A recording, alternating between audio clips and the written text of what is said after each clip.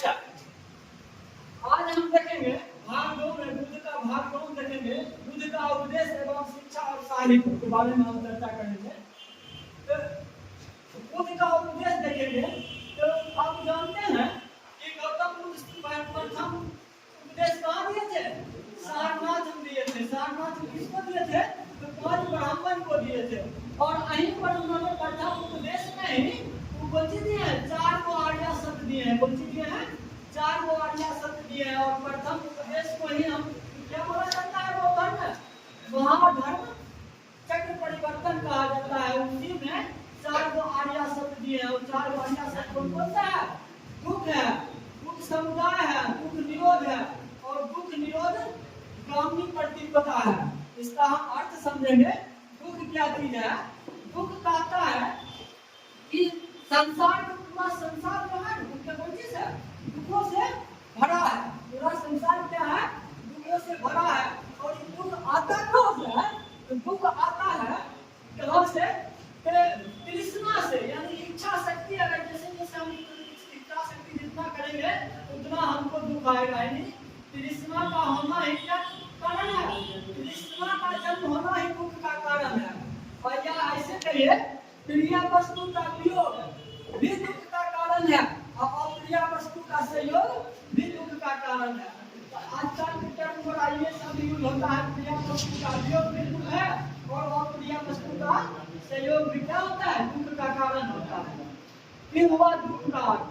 जब दुख समुदाय होता है तो दुख समुदाय का मतलब होता है कि कोई भी काम का कोई भी काम का कोई कारण होता है। कोई कारण बिना कोई काम होता नहीं है। यानी कोई भी दुख का क्या होता है? कारण होता है। ठीक है, वही दुख समुदाय का होता है। और तीसरा क्या होता है? दुख निरोध। मतलब इस सब जो दुख आता है हम दुख को समाप्त कैसे कर सकते हैं? तो दुख का समाप्त हम कर सकते हैं किसके माध्यम से? ज्ञान की प्राप्ति के माध्यम से, यानी निर्माण प्राप्ति के माध्यम से हम क्या कर सकते हैं? दुख को खत्म कर सकते हैं। और निर्माण की प्राप्ति बौद्ध धर्म में कहा जाता है जीता जिंदगी में किया जाता है निर्माण की प्राप्ति। यानी निर्माण का अर्थ होता है ज्ञान की संपूर्ण ज्ञान की प्राप्ति हो जाता है। और बौद्ध धर्म में निर्माण की प्राप्ति के लिए मध्यम मार्ग अपनाया गया है। ठीक है, यानी दुख निरोध के लिए क्या होना चाहिए? निर्माण की प्राप्ति होना चाहिए। और निर्माण की प्राप्ति कैसे होगा? वो होगा दुख निरोध गामी प्रतिपदा कहता है कि जो निर्माण की प्राप्ति जो होगा ना दुख निरोध गामी प्रतिपदा ये अष्टांगी मार्ग के द्वारा होगा। बौद्ध धर्म क्या अष्टांगी मार्ग है? 8 अष्टांगी मार्ग है। और इसी के द्वारा हम क्या करते हैं? अपना दुखों का अंत करते हैं। ठीक है, तब जाके हम बच सकते हैं दुख से। और बौद्ध धर्म देखा जाए तो बौद्ध धर्म में 10 गो सील की चर्चा किया गया है। क्या सील की चर्चा किया गया है? 10 गो सील की चर्चा किया गया है। और सील किससे संबंधित है? तो बौद्ध धर्म से संबंधित है। क्या सील है? तो 10 गो है।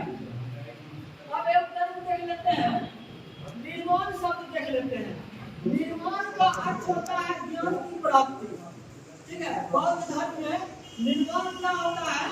जितने भी किया जा सकता है मध्यम मार्ग के द्वारा। लेकिन अगर जैन धर्म में जाएंगे तो जैन धर्म में कहता है निर्माण की प्राप्ति होता है मृत्यु के बाद। ठीक है, मृत्यु के बाद क्या होता है? जैन धर्म निर्माण की प्राप्ति हो जाता है। लेकिन बौद्ध धर्म क्या करता है? निर्माण की प्राप्ति जितने जी हो जाता है वो इस माध्यम से मध्यम मार्ग से। और इसी कहता है महापरिनिर्वाण। महापरिनिर्वाण के अंतर्गत बौद्ध धर्म क्या होता है? मृत्यु को प्राप्त करना होता है। ठीक है, ये होता है बौद्ध संघ। अब बौद्ध संघ के बारे में चर्चा करेंगे। तो बौद्ध संघ क्या चीज है?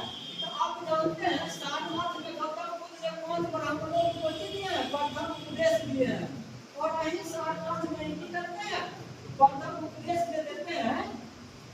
यही सारनाथ में करते हैं, प्रथम उपदेश जब देते हैं तो वहीं पर सारनाथ में संघ की स्थापना करते हैं। बुझिए, बौद्ध संघ की स्थापना करते हैं।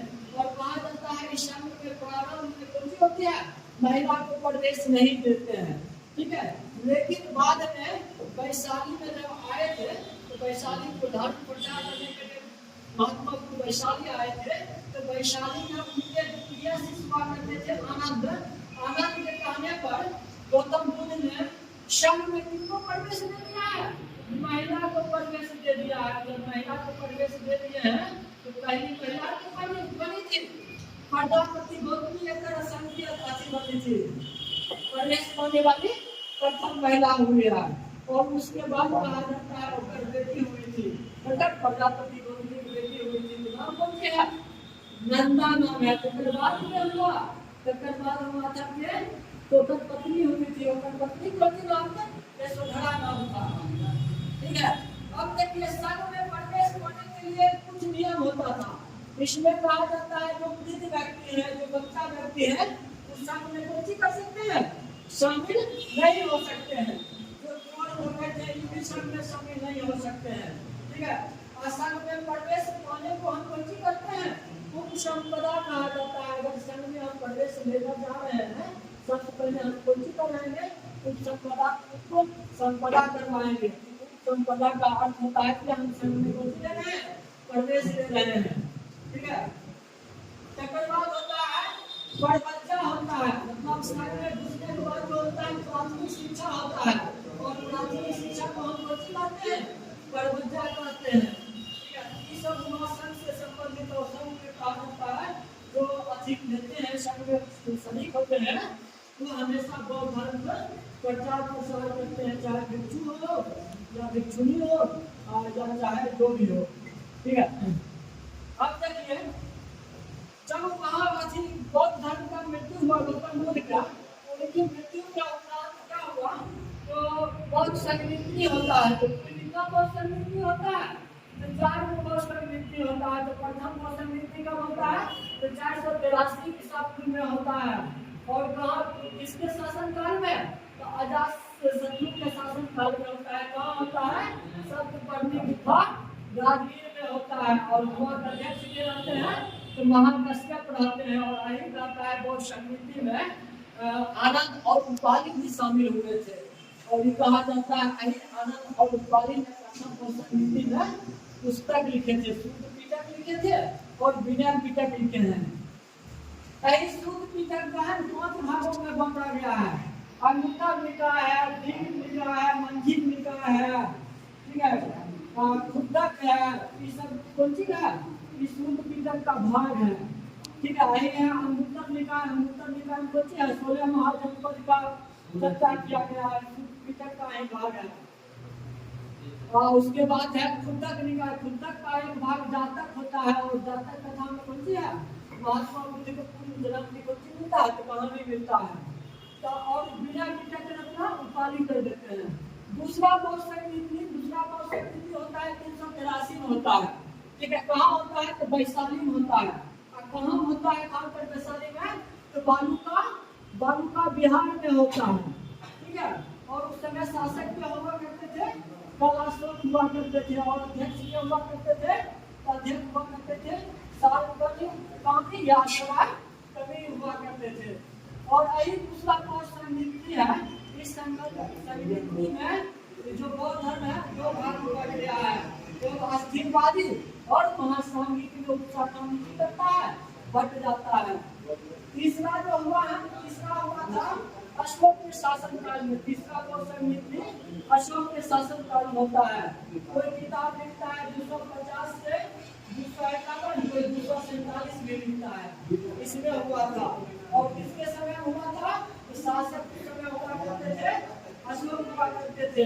और कहाँ? तो पाटलिपुत्र में हुआ था। उस समय अध्यक्ष मोगलीपुत्र थे। अध्यक्ष हुआ कर मोगलीपुत्र थे। और उन्हीं के अभिधाम को पिटक की रचना की है। किस बौद्ध संगीति में? तीसरा बौद्ध संगीति में। और यही कहा जाता है तीसरा बौद्ध संगीति में अशोक ने 9 विभिन्न स्थानों पर बौद्ध धर्म को प्रचार प्रसार करने के लिए पहली बार भेजे थे। ठीक है। चौथा बौद्ध संगीति देखिए, चतुर्थ बौद्ध संगीति होता है प्रथम सदी में होता है। कहाँ होता है? कुंडल कश्मीर में होता है। और क्यों बुलाया जाता है? तो बुलाया जाता है कंधार और कश्मीर में जो बौद्ध धर्म मानने वाले थे उनको दोनों विवाद हो गया था। इन्हीं को शुरुआत करवाने के लिए इन चतुर्थ कौशल मित्र बुलाया जाता है। कुंडक में कश्मीर में बुलाया जाता है। और यहाँ के शासक क्या हुआ करते थे? कनिष्क हुआ करते थे। और यहाँ का अध्यक्ष जो हुआ करते थे चतुर्थ कौशल मित्र मित्र होते थे। और उपाध्यक्ष अष्टघोष थे। और इन्हीं के समय कहा जाता है बौद्ध धर्म पूर्ण रूप में दो संप्रदाय में बंट गया था, एक हीनयान एक महायान। और यही है चतुर्थ कौशल मित्र जिसमें पहली बार उनकी पाली की जगह संस्कृत भाषा का प्रयोग किया गया है। किस संस्कृत में? तो चतुर्थ कौशल मित्र क्या हुआ? पाली की जगह छोड़कर के संस्कृत में अब यहाँ अपनाया गया था। अब तक देख लेते हैं बौद्ध साहित्य। बौद्ध साहित्य में पाली भाषा में कुछ किताब लिखा गया है बुद्ध का, और बहुत सारा किताब लिखा गया है संस्कृत भाषा में लिखा गया है। लेकिन हम यहाँ इम्पोर्टेंट देखेंगे पाली भाषा में पुस्तक है सूत्र पिटक है। और सूत्र पिटक का आपको बोले हैं 5 भाग में बांटा गया है। कुंडक निकाय बांटा गया है। कुंडक निकाय का भाग है जातक। और यही जातक को कोई मिलता है बुद्ध के पूर्व जन्म की कहानी मिलता है। और दूसरा है अंगुत्तर निकाय। अंगुत्तर निकाय में 16 महाजनपद की पहली बार चर्चा मिलता है। दीघ निकाय है, मंजिल निकाय है। ये सब किसका भाग है? सूत्र पिटक का है। जब विनय पिटक है और अभिधान पिटक है, तीनों पुस्तक में पाली भाषा में लिखा गया है। और इन तीनों का सामूहिक रूप में दिया गया है, त्रिपिटक दिया गया है। संस्कृत भाषा को पुस्तक देख लेते हैं। जैसे पूर्व चलित क्या लिखे हैं? हस्तघोष लिखे हैं। सारी प्रकरण है ये भी हस्तघोष लिखे हैं। लेकिन कौन सी है? नाटक है। जब ललित विस्तार है, और ललित विस्तार को कहा जाता है कौन सी लिखा गया है? संस्कृत में लिखा गया है। और ललित विस्तार को संस्कृत से अंग्रेजी में अनुवाद करने वाले एडलार्ड थे। एडलार्ड ने किस नाम से किया है? द लाइट ऑफ एशिया के नाम से किया है। ललित विस्तार का अंग्रेजी में अनुवाद एडलार्ड ने किया है। एडलार्ड ने किस नाम से किया है? The light of Asia. इसलिए हम कभी गौतम बुद्ध को कहते हैं लाइट ऑफ एशिया। इतने सारे बौद्ध धर्म के बहुत सारे विद्वान हुए। जैसे यही हुए सूत्रवाद या माध्यमिक न्याय का परिवर्तन को माना जाता है ना, तो नागार्जुन को माना जाता है। और कहा जाता है यही आधुनिक न्याय का मतलब पुस्तक में सापेक्षता का सिद्धांत मिलता है। इसीलिए इनकी तुलना को इससे कर दिया जाता है, आइंस्टीन से कर दिया जाता है। और यही कहा जाता है जो नागार्जुन है ना, नागार्जुन को भारत का आइंस्टीन कहा जाता है। बौद्ध विद्वान हुआ करते थे, धर्मकीर्ति हुआ करते थे। धर्मकीर्ति को भारत का ग्रंथ कहा जाता है। धर्मकीर्ति को कहा जाता है भारत का ग्रंथ कहा जाता है। एक बौद्ध विद्वान होते हैं दिगनाग। दिगनाग जो थे ना, दिगनाग कहा जाता है माध्यमिक न्याय का पिता कहा जाता है। माध्यमिक न्याय का पिता किसको कहा जाता है? दिगनाग को कहा जाता है। ठीक है। और माध्यमिक न्याय का प्रवर्तक नागार्जुन को कहा जाता है। और कहा जाता है बौद्ध धर्म बहुत सारे संप्रदाय में बने थे। हिंदवादी, अस्थिरवादी, महासांघिक, हीनयान, महायान। तो एक संप्रदाय था वज्रयान। जब से वज्रयान आया कहा जाता है धीरे धीरे कुछ हो गया, बौद्ध धर्म ह्रास होते चल गया। और जहाँ से इसका मूल हुआ वहीं पर समाप्त हो गया था धीरे धीरे। और यह बात संक्षिप्त में बौद्ध धर्म